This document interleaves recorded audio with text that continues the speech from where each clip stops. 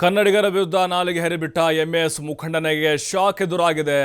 MS ಪುಂಡನಿಗೆ ಬಿಸಿ ಮುಟ್ಟಿಸಿದ್ದಾರೆ ಬೆಳಗಾವಿಯ police. MS ಮುಖಂಡ ಶುಭಂ ಶೆಳಕೆ ವಿರುದ್ಧ ಕೇಸ್ ದಾಖಲಾಗಿದೆ. ಈ ಶುಭಂ ಶೆಳಕೆ ಎಲ್ಲೆದ್ರು ಬಂದ್ಬಿಡ್ತಾನೆ, ಅವನು ಒಂದು ವಿಡಿಯೋ ಹೇಳಿಕೆ ಕೊಟ್ಬಿಡ್ತಾನೆ. ಈ ಮಹಾಮೇಳವಾಗಿರ್ಬೋದು, ಕರಾಳ ದಿನಾಚರಣೆ ಆಗಿರ್ಬೋದು, ಅಧಿವೇಶನ ಸಂದರ್ಭದಲ್ಲಿ ಈ ಟೈಮ್ನಲ್ಲಿ ಬರ್ತಾ ಇರ್ತಾನೆ. ಆವಾಗ ನಾವು ಇದ್ದೀವಿ ಅಲ್ವಾ ಜೀವಂತವಾಗಿ ಅನ್ನೋ ತೋರ್ಸೋಕ್ಕೆ. ಅಂದರೆ ಎಂಎಸ್ ಹೇಳೋ ಹೆಸರಿಲ್ದಂಗೆ ಹೋಗ್ಬಿಟ್ಟಿದೆ, ರಾಜಕೀಯವಾಗಿ ಏನೂ ಉಳಿದಿಲ್ಲ. ಹಾಗಾಗಿ ನಾವು ಪಬ್ಲಿಸಿಟಿಗೆ ಬೇಕು ಅಂತ ಅವನಂಗೆ ಮಾಡ್ತಾವನೆ. ಪ್ರಚೋದನಕಾರಿ ಹೇಳಿಕೆಯನ್ನು ಕೊಟ್ಟಿದ್ದ, ನಾಲಾಯಕ್ ಅಂತ ಕರೆದಿದ್ದ ಅವನು ಹೋರಾಟಗಾರನ, ಕನ್ನಡಪರ ಹೋರಾಟಗಾರ ನೆನೆಸಿದ್ದ. ಈಗ ಅವನ ವಿರುದ್ಧ BNS ಕಾಯ್ದೆಯ 192, 352, 353 ಸೆಕ್ಷನ್ ಅಡಿ ಪ್ರಕರಣ ದಾಖಲಾಗಿದೆ. ಬೆಳಗಾವಿ ಮಾಳಮಾರುತಿ ಪೊಲೀಸ್ ಠಾಣೆಯಲ್ಲಿ ಕೇಸ್ ಮಾಡಲಾಗಿದೆ ಅವನ ಮೇಲೆ.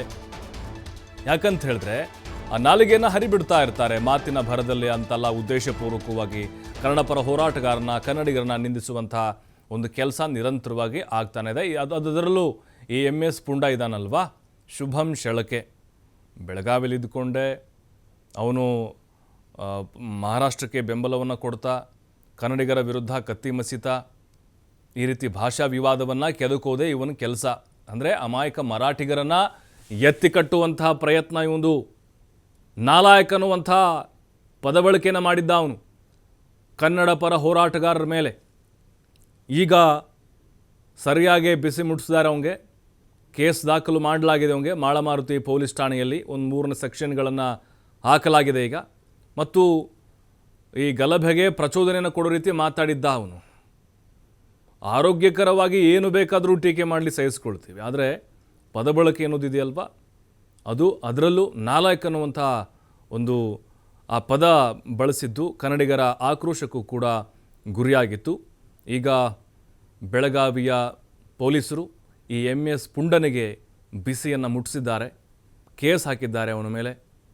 ಅವನ ಬಂಧಿಸಬೇಕು ಅನ್ನುವಂಥ ಒತ್ತಾಯಗಳು ಜಾಸ್ತಿ ಆಗ್ತಾ ಇದೆ. ನೋಡಿ, ಇಂಥ 1 ಅಥವಾ 2 ಏನಿದ್ದಾರೆ ಅಂಥವರಿಂದಲೇ ಈ ರೀತಿ ಸಂಘರ್ಷಗಳು ಉಂಟಾಗ್ತಾ ಇರೋದು.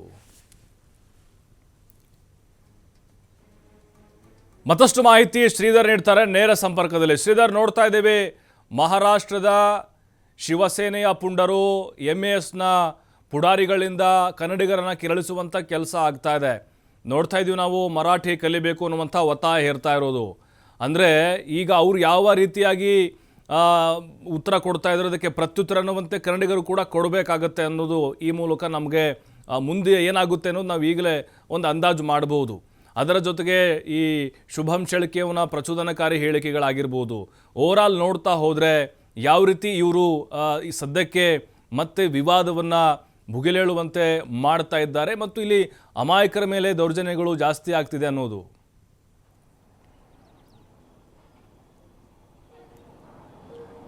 ಪ್ರಭು, ಖಂಡಿತವಾಗಿಯೂ ಕರ್ನಾಟಕ ಮಹಾರಾಷ್ಟ್ರ ಗಡಿಯಲ್ಲಿ ಈಗ ಒಂದಿಷ್ಟು ಉದ್ವಿಗ್ನದ ವಾತಾವರಣ ನಿರ್ಮಾಣವಾಗಿದೆ. ನಿನ್ನೆ ರಾತ್ರಿಯಿಂದ ಏನು ಕರ್ನಾಟಕದಿಂದ ಮಹಾರಾಷ್ಟ್ರಕ್ಕೆ ಹೋಗುವಂಥ ಎಲ್ಲ ಬಸ್ಗಳ ಸಂಚಾರವನ್ನು ಸ್ಥಗಿತಗೊಳಿಸಿರ್ತಕ್ಕಂಥದ್ದು.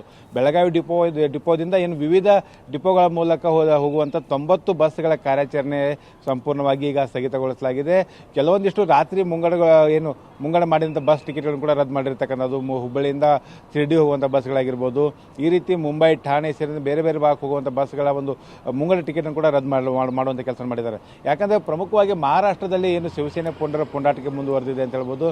ಏನು ಮೊನ್ನೆ ರಾತ್ರಿ ಅಷ್ಟೇ ಏನು ಮಹಾರಾಷ್ಟ್ರದ ಪುಣೆಯ ಏನು ಸ್ವಾರಗೇಟ್ನ ಹೊರಗಡೆ ಬರ್ತಕ್ಕಂಥ ಒಂದು ಏನು 2 ಬಸ್ಗಳು, ಅಂದ್ರೆ ಕಲ್ಯಾಣ ಕರ್ನಾಟಕ ಸೇರಿದ ಬಸ್ ಆಗಿರ್ಬೋದು ಮತ್ತು ವಾಯು ಕರ್ನಾಟಕ ಸೇರಿದಂಥ 2 ಬಸ್ಗಳೇನಿದ್ದಾವೆ, 2 ಬಸ್ಗಳನ್ನು ರಸ್ತೆ ಮಧ್ಯೆ ನಡು ರಸ್ತೆಯಲ್ಲಿ ಅದನ್ನು ತಡೆದು ಆ ಒಂದು ಬಸ್ನ ಮೇಲೆ ಇರ್ತಕ್ಕಂಥ ಕನ್ನಡ ನಾಮಫಲಕ ಮಷಿಯನ್ನು ಬಳಿಯುವಂಥ ಕೆಲಸ ಮಾಡಿದ್ದಾರೆ.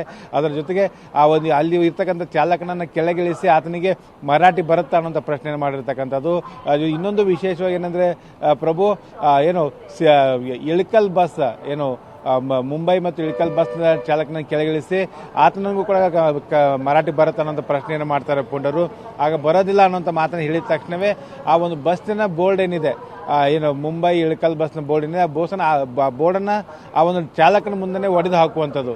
ಅಂದರೆ ಕರ್ನಾಟಕದಲ್ಲಿ ಏನಾದರೂ ಮಹಾರಾಷ್ಟ್ರ ಬಸ್ಗಳಿಗೆ ಟಾರ್ಗೆಟ್ ಮಾಡಿದರೆ ಅಥವಾ ಕರ್ನಾಟಕದಲ್ಲಿ ಏನಾದರೂ ಮರಾಠಿಗರ ಮೇಲೆ ದಬ್ಬಾಳಿಕೆ ಮಾಡಿದರೆ ನಾವು ಮಹಾರಾಷ್ಟ್ರದಲ್ಲಿ ಕನ್ನಡಿಗರನ್ನು ಬಿಡೋದಿಲ್ಲ, ಇದೇ ರೀತಿ ನಾವು ಒಡೆದು ಹಾಕ್ತೀವಿ ಅನ್ನೋಂಥ ಒಂದು ಧಮಕಿ ಹಾಕುವಂಥ ಕೆಲಸವನ್ನು ಆ ಒಂದು ಪುಂಡರು ಮಾಡಿರ್ತಕ್ಕಂಥದ್ದು. ಈ ಒಂದು ಪುಂಡರು ಏನಂದರೆ ಯಾವುದೇ ಬಸ್ ನಿಲ್ದಾಣದಲ್ಲಿ ಹೋಗಿ ಮಾಡಿಲ್ಲ, ಇದು ಬಸ್ ನಿಲ್ದಾಣದಿಂದ ಏನು ರಸ್ತೆ ಮೇಲೆ ಬರ್ತಿರ್ತಕ್ಕಂಥ ಸಂದರ್ಭದಲ್ಲಿ ರಸ್ತೆ ಮಧ್ಯದಲ್ಲಿ ನಿಂತು ಆ ಬಸ್ಸನ್ನು ತಡೆದು ಆ ಪುಂಡಾಟಿಕೆ ಪ್ರದರ್ಶನ ಮಾಡಿದ್ದಾರೆ. ಬಸ್ಸಿನ ಮೇಲೆ ಒಂದು ಧಿಕ್ಕಾರ ಚಿಹ್ನೆಯನ್ನು ಹಾಕಿರ್ತಕ್ಕಂಥದ್ದು, ಜೊತೆಗೆ ಕಲ್ಯಾಣ ಕರ್ನಾಟಕ ಮತ್ತು ವಾಯುವ್ಯ ಕರ್ನಾಟಕ ಅನ್ನೋದು ಕನ್ನಡದಲ್ಲಿ ಬರ್ತಂಥ ಅಕ್ಷರಗಳಿಗೆ ಸಂಪೂರ್ಣವಾಗಿ ಮಸಿ ಬೆಳೆದಿರ್ತಕ್ಕಂಥದ್ದು ಮತ್ತು ಆ ಬೋರ್ಡ್ಗಳಿಗೆ ಕೂಡ ಮಸಿ ಬೆಳೆದಿರ್ತಕ್ಕಂಥದ್ದು. ಇದು ಎಲ್ಲೇ ಒಂದು ಕಡೆ ಮಹಾರಾಷ್ಟ್ರದಲ್ಲಿರ್ತಕ್ಕಂಥ ಉದ್ಧವ್ ಠಾಕ್ರೆ ಬಣ್ಣದ ಶಿವಸೇನೆ ಪುಂಡಾಟಿಕೆ. ಈ ಪುಂಡಾಟಿಕೆಯಿಂದ ಏನು ಈಗ ಕರ್ನಾಟಕದಿಂದ ಏನು ಕಳಿಸುವಂಥ ಬಸ್ಗಳಿಂದ ಬಸ್ಗಳು ಕಾರ್ಯಾಚರಣೆ ಕೂಡ ಈಗ ಸ್ಥಗಿತಗೊಳಿಸಲಾಗಿದೆ.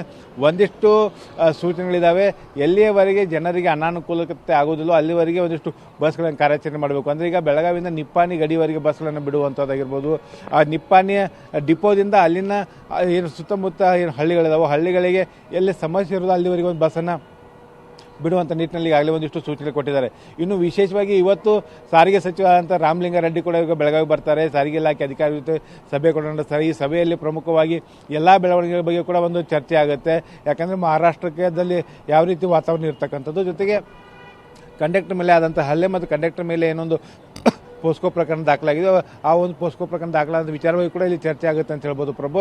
ಮತ್ತೊಂದು ಕಡೆ ಏನು ಕನ್ನಡಿಗರ ವಿರುದ್ಧವಾಗಿ ಅವಹೇಳನಕಾರಿ ಭಾಷಣ ಏನು ಆಡಿದಂಥ MES ಮುಖಂಡ ಶುಭಂ ಶೆಳ್ಕೆ ವಿರುದ್ಧ ಬೆಳಗಾವಿಯ ಮಾಳಮಾರುತಿ ಠಾಣೆಯಲ್ಲಿ ಕೇಸ್ಗಳು ದಾಖಲಾಗಿರ್ತಕ್ಕಂಥದ್ದು. ಯಾಕಂದರೆ ಕನ್ನಡ ಪರ ಹೋರಾಟಗಾರರಿಗೆ ನಾಲಾಯಕ್ ಅನ್ನುವಂಥ ಪದವನ್ನು ಆತ ಬಳಸಿದ್ದ. ಯಾರೆಲ್ಲ ಈ ಕಂಡಕ್ಟರ್ ಏನಿದೆ ಕಂಡಕ್ಟರ್ ವಿರುದ್ಧ ನೀಚ ಅನ್ನುವಂಥ ಪದವನ್ನು ಬಳಸಿ ಆತನ ಬೆಂಬಲಕ್ಕೆ ನಿಂತು ಹೋರಾಟ ಮಾಡಿದಂಥ ಕನ್ನಡ ಹೋರಾಟಗಾರರಿಗೆ ನಾಲಾಯಕ್ ಅನ್ನುವಂಥ ಪದವನ್ನು ಬಳಸಿದ್ದ. ಹೀಗಾಗಿ ಆತನ ವಿರುದ್ಧ ಕೂಡ ಈಗ ಪ್ರಕರಣ ಕೂಡ ದಾಖಲಾಗಿರ್ತಕ್ಕಂಥದ್ದು. ಪ್ರಚೋದನಕಾರಿಯಾಗಿ ಈ ರೀತಿಯ ಹೇಳಿಕೆಗಳನ್ನು ಕೊಡ್ತಿರ್ತಕ್ಕಂಥ ಹಿನ್ನೆಲೆಯಲ್ಲಿ ಕರ್ನಾಟಕ ಮತ್ತು ಮಹಾರಾಷ್ಟ್ರದ ಮಧ್ಯೆ ಒಂದು ಬಿಗುವಿನ ವಾತಾವರಣ ನಿರ್ಮಾಣ ಆಗ್ತಾಯಿದೆ ಪ್ರಭು. ಶ್ರೀಧರ್, ಈಗ ಕರ್ನಾಟಕದ ಪಕ್ಕದ ಆಂಧ್ರ ಆಗಿರ್ಬೋದು, ಜೊತೆಗೆ ತಮಿಳುನಾಡಾಗಿರ್ಬೋದು, ಕೇರಳ ಆಗಿರ್ಬೋದು, ಅವರ ಮತ್ತು ನಮ್ಮ ಮಧ್ಯೆ ಯಾವುದೇ ರೀತಿ ಭಾಷಾ ವೈಷಮ್ಯಗಳು ಇಷ್ಟು ದೊಡ್ಡ ಮಟ್ಟಕ್ಕೆ ಹೋಗಿರುವಂಥ ಉದಾಹರಣೆಗಳಿಲ್ಲ. ಸಹೋದರಂತೆ ಬದುಕ್ತಾ ಇದ್ದಾರೆ.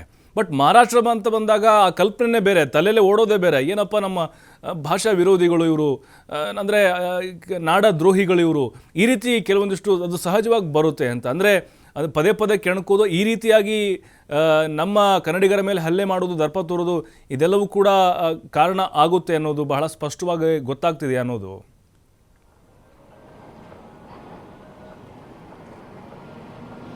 ಪ್ರಭು, ಖಂಡಿತವಾಗಿ ಒಂದು ಕರ್ನಾಟಕ ಮಹಾರಾಷ್ಟ್ರ ಎರಡೂ ರಾಜ್ಯಗಳ ಮಧ್ಯೆ ಇರತಕ್ಕಂಥ ಕನ್ನಡ ಮತ್ತು ಮರಾಠಿ ಭಾಷಿಗರ ಮಧ್ಯೆ ಒಂದು ಅನ್ಯೋನ್ಯವಾದಂಥ ಬಾಂಧವ್ಯ ಇದೆ. ಅದರಲ್ಲಿ ಪ್ರಮುಖವಾಗಿ ಎರಡು ಅಂಶಗಳನ್ನ ನೋಡಬೇಕು ಪ್ರಭು.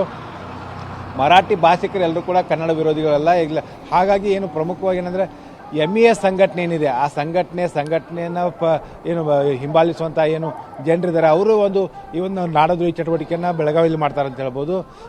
ಇಂಥದ್ದೇ ಕೃತ್ಯಗಳನ್ನು ಮಹಾರಾಷ್ಟ್ರದಲ್ಲಿ ಶಿವಸೇನೆ ಪುಂಡರು ಏನಿದ್ದಾರೆ ಅವರು ಮಾಡ್ತಿರ್ತಕ್ಕಂಥದ್ದು. ಇವೆರಡೂ ಕಾರಣಕ್ಕಾಗಿ ಕರ್ನಾಟಕ ಮತ್ತು ಮಹಾರಾಷ್ಟ್ರ ಮಧ್ಯೆ ಆಗಾಗ ಗಡಿ ವಿವಾದ ಆಗಿರ್ಬೋದು ಮತ್ತು ಭಾಷಾ ವಿವಾದ ಆಗಿರ್ಬೋದು ಉದ್ಭವ ಆಗುತ್ತೆ. ಈಗಲೂ ಕೂಡ ಅಂಥದ್ದೇ ವಾತಾವರಣ ಈಗ ನಿರ್ಮಾಣ ಆಗಿರ್ತಕ್ಕಂಥದ್ದು ಪ್ರಭು. ಥ್ಯಾಂಕ್ ಯು ಶ್ರೀಧರ್ ತಮ್ಮೆಲ್ಲ ಮಾಹಿತಿಗಾಗಿ. ನೋಡಿ, ಇಲ್ಲಿ ಎಲ್ಲ ಮರಾಠಿ ಮಾತಾಡುವಂಥವ್ರು ಅಥವಾ ಇವರು ಬೆಳಗಾವಿಲಿರುವಂಥವ್ರು ಅಂದರೆ ಮರಾಠಿ ಸಮುದಾಯಕ್ಕೆ ಸೇರಿದಂಥವ್ರು ಎಲ್ಲರೂ ಕೂಡ ಕನ್ನಡ ವಿರೋಧಿಗಳಲ್ಲ. ಇಲ್ಲಿ ಹುಟ್ಟಿ ಬೆಳೆದಂಥ ಮರಾಠಿಗರು ಕೂಡ ಇದ್ದಾರೆ. ಇಲ್ಲಿ ಅಭಿಮಾನ ಗೌರವ ಇದೆ. ಆದರೆ MES ಶಿವಸೇನೆಯನ್ನು ಫಾಲೋ ಮಾಡುವಂಥವ್ರಿಗೆ ಸ್ವಲ್ಪ ಇದೊಂದು ಚಾಳಿ ಅನ್ನೋಗೆ ಬೆಳಕು ಬಂದುಬಿಟ್ಟಿದೆ.